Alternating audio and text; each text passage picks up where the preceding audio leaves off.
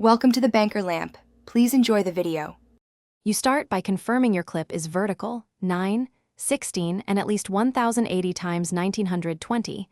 That preserves sharpness on phones. Once done, export using H.264 or HEVC with a high bitrate. This reduces compression artifacts.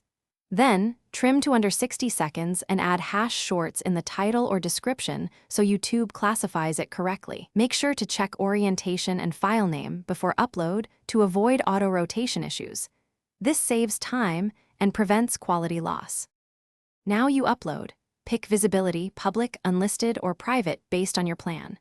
While uploading, set the resolution to the highest available and let YouTube process. Higher source quality yields a better final result. Add a 4-6-second thumbnail-friendly opening frame with readable text so viewers engage quickly. Then, fill tags, category, and audience settings to help discovery. Once processing finishes, review playback for banding or blurring, and wait for final quality to settle before sharing broadly. Finish by letting YouTube complete all processing stages. The initial preview may be lower quality, so wait a few hours before judging. If the final result looks blurry, re-export the source at a higher bitrate or switch from H.264 to HEVC, then reupload. This often fixes compression artifacts.